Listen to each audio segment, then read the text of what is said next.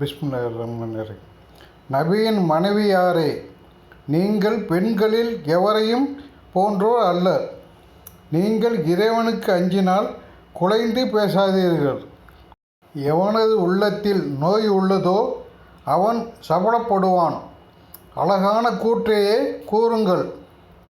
உங்கள் வீடுகளிலேயே தங்குங்கள். முந்தைய அறியாமை காலத்தில் வெளிப்படுத்தி திரிந்தது போல் திரியாதீர்கள். தொழுகையை நிலைநாட்டுங்கள். ஜக்காத்தை கொடுங்கள். அல்லாஹுவுக்கும் அவனது தூதருக்கும் கட்டுப்படுங்கள்.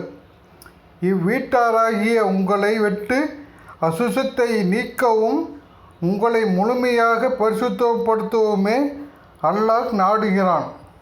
உங்கள் வீடுகளில் கூறப்படும் அல்லாஹுவின் வசனங்களையும் ஞானத்தையும் நினையுங்கள்.